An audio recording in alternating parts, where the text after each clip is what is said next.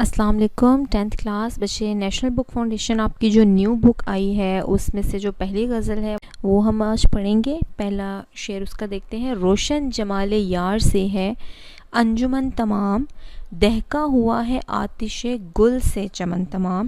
پہلا شعر ہے، دونوں مصرے ہم قافیہ اور ہم ردیف ہیں، اس کو ہم کہتے ہیں غزل کا مطلع۔ شاعر پہلے شعر میں اپنے محبوب کی تعریف بیان کرتے ہوئے کہتا ہے روشن جمال یار سے، حسن محبوب کے حسن سے پوری محفل دہک رہی ہے، چمک رہی ہے، روشن ہو گئی ہے۔ جیسے ہی محبوب نے محفل میں قدم رکھا ہے پوری محفل میں جان پڑ گئی ہے اور محفل جگمگا اٹھی ہے۔ دوسرے مصرے میں استعارے کا استعمال کیا ہے، آتش گل کا استعارہ محبوب کے لیے استعمال کیا ہے شاعر نے۔ دہکا ہوا ہے آتش گل سے چمن تمام، کہ جس طرح پھول کی خوبصورتی سے پورے چمن میں، پورے باغ میں خوبصورتی ہوتی ہے، پورا باغ مہک رہا ہوتا ہے، پھول کی خوشبو سے دہک رہا ہوتا ہے، اس کے خوبصورت رنگوں سے، اسی طرح محبوب کی موجودگی نے پوری محفل کو جگمگا کے رکھ دیا ہے۔ شاعر نے محفل کو باغ چمن کہا ہے اور آتش گل محبوب کو کہا ہے کہ محفل میں محبوب کی موجودگی کی وجہ سے پوری محفل پر رونق ہو گئی ہے اور اس میں چمک پیدا ہو گئی ہے۔ شاعر نے محبوب کے روشن چہرے کی تعریف کی ہے کہ اس کی موجودگی اور اس کے روشن چہرے کی وجہ سے پوری محفل پر نور ہو گئی ہے۔ حوالہ اشعار اس میں دیکھیں۔ وہ آئے بزم میں اتنا تو ہم نے دیکھا میر، پھر اس کے بعد چراغوں میں روشنی نہ رہی۔ ایک اور حوالہ اس میں لکھیں گے، رات مجلس میں تیرے حسن کے شعلے کے حضور، شمع کے منہ پہ جو دیکھا تو کہیں نور نہ تھا۔ شعر بھی آپ اس کے حوالے میں رکھ سکتے ہیں۔ رخ روشن کے آگے شمع رکھ کے وہ یہ کہتے ہیں، ادھر جاتا ہے دیکھیں یا ادھر پروانہ آتا ہے۔ شعر نمبر 2 دیکھیں۔ حیرت غرور حسن سے شوخی سے اضطراب، دل نے بھی تیرے سیکھ لیے ہیں چلن تمام۔ دوسرا جو شعر ہے وہ بھی محبوب کی تعریف میں ہے۔ محبوب سے مخاطب ہے حضرت موہانی اور کہتے ہیں کہ تمہارے حسن کے غرور نے، تمہاری شخصیت میں جو یہ غرور پیدا ہو گیا ہے کہ تم حسین ہو، جب سے تمہیں یہ آگاہی ہوئی ہے کہ تم خوبصورت ہو، اور وہ آگاہی بھی کیسے ہوئی، حضرت ایک اور جگہ کہتے ہیں کہ جب سے میں نے اظہار تمنا کیا ہے، اظہار محبت کیا ہے، تو تم جان گئے ہو کہ تم حسین ہو اور میں تمہیں کس قدر چاہتا ہوں۔ اس کے بعد سے تمہارے ناز و انداز بدل گئے ہیں، ان میں ایک شوخی بھی آ گئی ہے اور غرور بھی آ گیا ہے۔ تو شاعر اس شعر میں کہتا ہے کہ تمہارے حسین ہونے کا جو غرور ہے، جو تمہاری اٹھان میں، تمہاری اندر ایک خودداری اور غرور نظر آتا ہے، وہ مجھے حیرت میں مبتلا کرتا ہے کہ تم اپنے حسین ہونے پر اتراتے ہو۔ یہ چیز مجھے حیران کرتی ہے کیونکہ یہ بھی تمہاری شخصیت میں خوبصورتی پیدا کر رہی ہے، اس سے کوئی برائی نہیں جھلکتی۔ ظاہر ہے محبوب ان کے لیے خاص اہمیت رکھتا ہے، تو حضرت اس کی تعریف میں بتاتے ہیں کہ تم جو اتراتے ہو اپنے حسین ہونے پہ، وہ بھی تمہاری ادا مجھے بھلی لگتی ہے، مجھے میرے دل کو لبھاتی ہے۔ پہلے مصرے کا دوسرا حصہ دیکھیں۔ شوخی سے اضطراب، کہ تمہاری جو شوخیاں ہیں، شرارتیں ہیں، تمہاری چنچل ادائیں، ان سے میرا دل بے چین ہو جاتا ہے، میری محبت بڑھتی چلی جاتی ہے، تمہارے قریب آنے کا مجھے اور زیادہ دل کرتا ہے۔ تو دوسرے مصرے میں اب شاعر بتا رہے ہیں کہ تمہاری یہ جو چیزیں ہیں، ایک اپنے حسین ہونے پہ اترانا، غرور کرنا، اور تمہاری شوخ ادائیں، ان سب کو شاعر کیا کہہ رہے ہیں کہ دل نے بھی تیرے سیکھ لیے ہیں چلن تمام، یعنی تمہارے دل کو پتہ چل گیا ہے کہ تمہاری شوخی سے میں بے چین ہوتا ہوں، اور تمہارا اترانا، ناز و انداز دکھانا، ادائیں تمہاری مجھے لبھاتی ہیں، مجھے ان پر اور زیادہ پیار آتا ہے۔ تمہارے دل کو یہ باتیں پتہ چل چکی ہیں، سیکھ لیے ہیں چلن تمام، یعنی تمہارا دل ساری چالیں سیکھ چکا ہے، ساری چالاکیاں سمجھ گیا ہے، اس کو پتہ ہے۔ تم محبوب سے مخاطب ہو کر کہہ رہے ہیں کہ تمہارے دل کو، یعنی تمہیں معلوم ہو گیا ہے کہ تم نے مجھے کیسے گرفتار محبت کرنا ہے، مزید میرے دل میں اپنی محبت کیسے پیدا کرنی ہے، تمہیں یہ ہنر پتہ چل گیا ہے۔ اس میں حوالہ اشعار ہم حضرت موہانی ہی کے اس کے حوالے میں اچھے آتے ہیں، وہ آپ اس میں لکھ سکتے ہیں۔ جو میں نے پہلا آپ کو پوائنٹ بتایا تھا کہ شاعر کہہ رہے ہیں کہ تمہارے اپنے حسین ہونے پر اترانا، غرور کرنا، یہ بات بھی مجھے لبھاتی ہے، مجھے اچھی لگتی ہے۔ تو وہ شاعر بتا رہے ہیں حسن بے پرواہ کو خود بیں و خود آرا کر دیا، کیا کیا میں نے کہ اظہار تمنا کر دیا۔ شاعر کہتا ہے کہ پہلے تو تم مجھ سے بے تکلفانہ ملتے تھے، لیکن جب سے میں نے اظہار محبت کیا ہے اور بتایا ہے کہ تم اتنے حسین ہو، خوبصورت ہو، مجھے اچھے لگتے ہو، تب سے تم مجھے ناز و انداز دکھانے لگ گئے ہو۔ اب تم مجھ سے ویسے بے تکلفی سے نہیں ملتے، بلکہ مجھ سے کتراتے ہو اور بے رخی دکھاتے ہو۔ پھر جو ہم اور اس میں ایڈ کر رہے ہیں کہ دل نے بھی تیرے سیکھ لیے ہیں، محبوب سے مخاطب ہو کے کہتے ہیں کہ تمہارے دل کو یہ سب چالاکیاں پتہ چل گئی ہیں کہ تم نے مجھے کیسے مضطرب رکھنا ہے، کیسے میرے دل کو تم نے بے چین رکھنا ہے۔ تو اس میں آپ یہ حوالہ بھی لکھ سکتے ہیں۔ شاعر اس کے جواب میں کہتا ہے ایک طرز تغافل ہے سو وہ تم کو مبارک، ایک طرز تمنا ہے سو ہم کرتے رہیں گے۔ اسی میں آپ غالب کا شعر بھی ایڈ کر سکتے ہیں، انکار میں جو لذت اقرار میں کہاں ہے، بڑھتا ہے شوق غالب تیری نہیں نہیں سے۔ تو وہ والا انداز ہے کہ محبوب خود چاہتا ہے کہ عاشق کی محبت مزید بڑھتی جائے۔ شعر نمبر 3 دیکھیں، دل خون ہو چکا ہے جگر ہو چکا ہے چاک، باقی ہوں میں مجھے بھی کر اے تیغ زن تمام۔ تیغ زن کہتے ہیں تلوار چلانے والے کو۔ اب اس میں بھی شاعر محبوب سے مخاطب ہے اور کہہ رہا ہے کہ میرے دل کا خون تم کر چکے ہو، یعنی میرا دل میرے اختیار میں نہیں رہا، نہ ہی وہ میرے پاس ہے، بلکہ اس کے مالک تم بن گئے ہو۔ میرا دل تم نے لبھا لیا ہے یا تمہارا ہو گیا ہے۔ جگر ہو چکا ہے چاک، تمہاری بے رخی سے، تمہاری ناالتفاتی سے تم محبت کا جواب محبت سے نہیں دیتے، تمہارے یہ ظلم و ستم سہ سہ کے میرا جگر، میرا دل چاک ہو چکا ہے، میں اب مزید تمہاری بے رخی برداشت نہیں کر سکتا۔ تو دوسرے مصرعے میں شاعر کے کہتے ہیں کہ چونکہ تم نے میرے دل کا خون کر دیا ہے اور میرے جگر کو ٹکڑے ٹکڑے کر دیا ہے، اس کو بہت سے زخم لگا دیے ہیں، تو تم ایک مہربانی کرو، میں باقی رہ گیا ہوں، میرے جسم میں صرف جان رہ گئی ہے، ورنہ باقی میں کسی بھی طرح سے زندہ نہیں ہوں، تو تم اپنی تلوار سے مجھے ختم کر دو، روز روز کے مرنے سے مجھے ایک بار کا مرنا قبول ہے۔ تو شاعر اس میں کیا کہتا ہے کہ تم میری جان میرے تن سے جدا کر دو، یعنی مجھے قتل کر دو۔ روز روز جو تم مجھے اپنی اداؤں سے مارتے ہو، تو اس سے بہتر ہے کہ تم ایک ہی بار مجھے قتل کر دو۔ تیغ زن، اے تیغ زن تلوار چلانے والے، یعنی محبوب کو کہا ہے کہ محبوب تم روز اپنی اداؤں سے مجھے مارتے ہو، موت کے گھاٹ اتارتے ہو، اس سے بہتر ہے کہ ایک ہی بار مجھے تلوار سے مار دو۔ اس میں حوالہ شعر دیکھیں، خنجر سے کرو بات نہ تلوار سے پوچھو، میں قتل ہوا کیسے میرے یار سے پوچھو۔ ایک اور شعر، جسے عشق کی بے قراری لگے اسے زندگی کیوں نہ بھاری لگے۔ شعر نمبر 4، دیکھو تو چشم یار کی جادو نگاہیاں، بے ہوش ایک نظر میں ہوئی انجمن تمام۔ حضرت موہانی اس شعر میں اپنے محبوب کی آنکھوں کی تعریف کر رہے ہیں، انہوں نے اس چیز کو موضوع بنایا ہے۔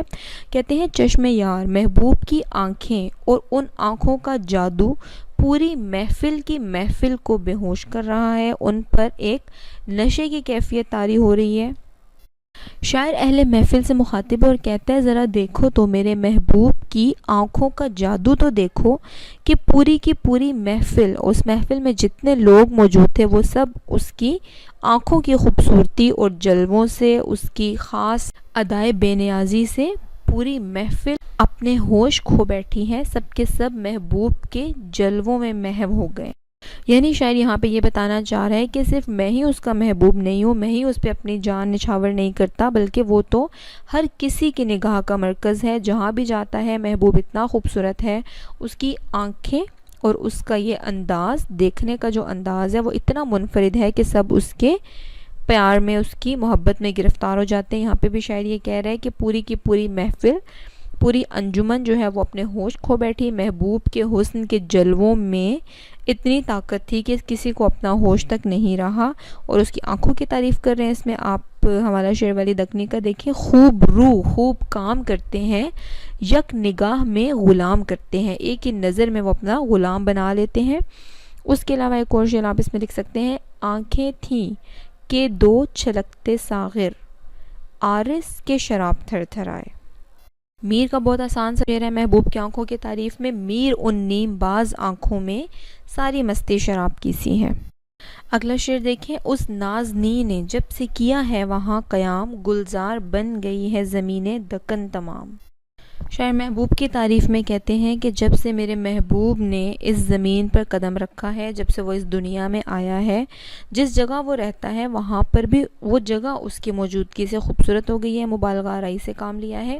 شاعر کہتا ہے کہ محبوب اتنا حسین ہے کہ جس جگہ وہ موجود ہوتا ہے اس کی موجودگی سے وہ جگہ مزید حسین ہو جاتی ہے، اس جگہ کے حسن میں اضافہ ہو جاتا ہے۔ تو یہاں پہ کہہ رہا ہے گلزار بن گئی ہے، پھولوں کا باغ، گلزار باغ کو کہتے ہیں۔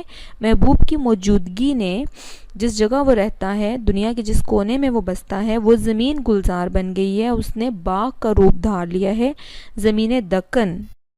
شاعر کہتا ہے کہ دکن کی زمین جہاں پر محبوب رہتا ہے اس کی وجہ سے مزید خوبصورت ہو گئی ہے، بلکہ نہ صرف خوبصورت ہوئی ہے، باغ کا روپ دھار لیا ہے، باغ کی طرح سے بن گئی ہے، جیسے باغ یا چمن پھولوں سے مہکتا ہے، پھول کا رنگ اس کو خوبصورت بناتا ہے اور وہاں جا کے انسان تر و تازہ ہو جاتا ہے، خوشی محسوس کرتا ہے۔ اسی طرح محبوب کی قربت میں آنے سے ایسی ہی خوشی اور سکون میسر آتا ہے۔ شاعر یہ بتا رہا ہے کہ وہ اتنی خوبصورت ناز و انداز والا جو محبوب ہے، جس جگہ رہتا ہے اس نے اس جگہ کو بھی خوبصورت بنا دیا۔ اسی طرح اگر وہ محفل میں آئے تو اس محفل کی جان بن جاتا ہے، محفل کی رونق بن جاتا ہے، یعنی ہر خوبصورتی محبوب کے وجود سے ہے۔ اس میں حوالہ شعر دیکھیں، ان کا آنا حشر سے کچھ کم نہ تھا اور جب پلٹے قیامت ڈھا گئے، تو یعنی محبوب کا آنا بھی قیامت اور اس کا جانا بھی، تو جس جگہ وہ ہے۔ اس میں چونکہ شاعر نے محبوب کی تعریف کی ہے اور بتایا ہے کہ جس جگہ وہ ہوتا ہے وہاں پہ ہر جگہ اس جگہ کو وہ خوبصورت بنا دیتا ہے، اور اس کے حسن کے جلوے اتنے ہیں کہ انسان کو اپنا ہوش باقی نہیں رہتا۔ تو اس میں آپ داغ دلوے کا یہ شعر ایڈ کر سکتے ہیں۔ آنکھ ملتے ہی کہوں خاک حقیقت دل کی، دیکھ کر جلوہ میرے ہوش بجا ہونے دو۔ اگلا شعر دیکھیں، اچھا ہے اہل جور کیے جائیں سختیاں، پھیلے گی یوں ہی شورش حب وطن تمام۔ اہل جور ظلم کرنے والے، ٹھیک ہے، شاعر کہہ رہے ہیں ظالم لوگ، ظلم کرنے والے۔ اب یہ تھوڑا سا سیاسی پس منظر رکھتا ہے۔ حضرت موہانی کے بارے میں اگر بات کریں تو اس وقت انگریزوں کا قبضہ تھا بر صغیر پر، اور وہ بہت برا سمجھتے تھے، انگریزوں سے آزادی کے خواہاں تھے، اس کے لیے وہ سیاسی شاعری بھی کرتے ہیں، انگریزوں کے خلاف قلم اٹھاتے ہیں۔ تو یہ شعر بھی اسی چیز کی ترجمانی کرتا ہے۔ شاعر کہہ رہا ہے کہ اس دور اور انگریزوں کے خلاف کہتے ہیں اہل جور، ظلم کرنے والے اپنی سختیاں بڑھاتے جائیں، جتنا وہ ظلم کر رہے ہیں اچھا ہے کہ وہ اپنی سختیاں اور اپنا ظلم بڑھائیں۔ کیوں؟ کیونکہ جتنا وہ ظلم بڑھاتے ہیں، ہم میں موجود آزادی کی لگن، ہمارے دلوں میں موجود جذبہ اور ابھرتا ہے۔ ان کی سختیوں سے، ان کے ظلم سے ہمارے جذبہ حریت کو تقویت ملتی ہے، ہمارا یہ جوش مزید بڑھتا ہے۔ دوسرے مصرعے کو دیکھیں، پھیلے گی یوں ہی شورش حب وطن، شورش کہتے ہیں یلغار کو، ٹھیک ہے، مطلب کہ ایک ہنگامہ یا یلغار۔ تو شاعر کہہ رہے ہیں کہ حضرت موہانی کہتے ہیں تمہارا ظلم ہمارے جذبات کو مزید بڑھاتا ہے، ہمارے اندر آزادی کا جذبہ اور بھی بڑھ جاتا ہے، ٹھیک ہے، یعنی ہمارے جذبات اور ہماری یہ خواہش مزید مضبوط ہو جاتی ہے کہ ہم نے اس ظلم کے خلاف آواز اٹھانی ہے اور آزادی حاصل کرنی ہے۔ اس لیے کہہ رہے ہیں اچھا ہے اہل جور کیے جائیں سختیاں، وہ جتنی سختیاں کریں گے، ہم پر ٹیکس لگائیں گے، ہم پر پابندیاں لگائیں گے، جتنا ظلم کریں گے اتنا ہی ہم ان سے متنفر ہو جائیں گے، اور پھر جب متنفر ہو جائیں گے تو کوئی ایسی حکومت باقی نہیں رہ سکتی جس کے خلاف عوام اکٹھی ہو جائے۔ عوام میں طاقت ہے، عوام ہی کسی حکومت کا تختہ الٹنے کی صلاحیت رکھتی ہے۔ جب عوام یکجا ہو جائے، کسی ظلم کے خلاف آواز اٹھائے، تو پھر اس شخص کو حاکم وقت کو ہٹانے میں یا اس ظالم حکومت کو ختم کرنے سے کوئی بھی روک نہیں سکتا، عوام اس کو ہٹا دیتی ہے، اپنے پہ مسلط نہیں ہونے دیتی۔ اچھا، اس میں حوالہ شعر بچے دیکھیں، فیض کا ہے، ظلم پھر ظلم ہے، بڑھتا ہے تو مٹ جاتا ہے، خون پھر خون ہے، بہتا ہے تو جم جاتا ہے۔ ایک اور شعر اس کے حوالے میں آپ لکھ سکتے ہیں، تم نے جس خون کو مقتل میں دبانا چاہا، آج وہ کوچہ و بازار میں آ نکلا ہے. تو جتنا آپ عوام کو دباتے ہیں اتنا ہی عوام اس ظالم حکمران یا ظالم حکومت کے خلاف یکجا ہو کے نکل آتی ہے اور پھر وہ ان کا تختہ الٹ دیتی ہے. آخری شعر دیکھیں، غزل کا مقطع. شاعر نے اس میں اپنا تخلص استعمال کیا ہے. شیرینی نسیم ہے سوز و گداز میر، حسرت تیرے سخن پہ ہے لطف سخن تمام. اپنی شاعری کی جب شاعر تعریف کرتا ہے تو اس کو تعلیق کا شعر کہتے ہیں. یہ بھی تعلیق کا شعر ہے. حضرت موہانی اپنی شاعری کی خود تعریف کر رہے ہیں اور کہتے ہیں کہ میرے اشعار میں، میرے انداز سخن میں، سخن کلام کو کہتے ہیں کہ میری شاعری اتنی بھرپور ہے کہ اس میں شیرینی نسیم، شیرینی کہتے ہیں مٹھاس کو. نسیم شاعر تھے، ان کے ہم عصر ان کے دور میں موجود، اور اس کے علاوہ سوز و گداز میر، میر تقی میر جنہیں غزل کا بادشاہ کہا جاتا ہے. حسن موہانی کہتے ہیں میر جیسی غزل، جیسے میر کی غزل میں سوز و گداز ہے وہی دکھ اور کرب میری غزل میں پایا جاتا ہے، اور جیسی شاعر نسیم کی شاعری میں مٹھاس ہے وہ مٹھاس میری شاعری میں موجود ہے. مطلب وہ دونوں جو بڑے اپنے دور کے شاعر تھے، ان دونوں شعراء کی شاعری میں جو کوالٹیز تھیں، جو خوبیاں تھیں، وہ سب میری شاعری میں موجود ہیں. اس لیے دوسرے مصرعے میں کہتے ہیں حسرت تیرے سخن پہ ہے لطف سخن تمام. تم نے مکمل اور بھرپور شاعری کی ہے، اس میں کوئی کمی نہیں ہے. ٹھیک ہے، اس میں مزید کچھ اضافہ نہیں ہو سکتا. ظاہر ہے جب ایک چیز بھرپور ہو تمام صلاحیتوں سے تو اس میں کچھ آپ اور ایڈ نہیں کر سکتے. تو حسرت اپنی تعریف کرتے ہوئے کہتے ہیں کہ میرے اشعار اتنے بھرپور ہیں، اتنی اچھی میری شاعری ہے کہ اس میں کوئی کمی نہیں ہے، نہ اس میں کوئی اضافے کی ضرورت ہے. لطف سخن تمام، تم نے شاعری کی انتہا پر اسے پہنچا دیا ہے. غالب اپنے بارے میں کہتے ہیں ریختہ کہ تم ہی استاد نہیں ہو غالب، کہتے ہیں پہلے زمانے میں کوئی میر بھی تھا. اور میر اپنی شاعری کے بارے میں کیا کہتے ہیں، پڑھتے پھریں گے گلیوں میں ان ریختوں کو لوگ، برسوں رہیں گی یاد یہ باتیں ہماریاں. 10th کلاس غزل ہماری کمپلیٹ ہو گئی ہے. بچے آپ کو کوئی کنفیوژن ہو، کسی بارے میں کسی شعر کی تشریح سمجھ نہیں آئی، مزید اگر آپ پوچھنا چاہتے ہیں تو کمنٹ باکس میں آپ مجھے میسج کر سکتے ہیں. جو بھی مسئلہ ہے وہ آپ پوچھ سکتے ہیں. انشاءاللہ اگلی جو غزل ہے وہ ہم کل پڑھیں گے. اوکے، اللہ حافظ.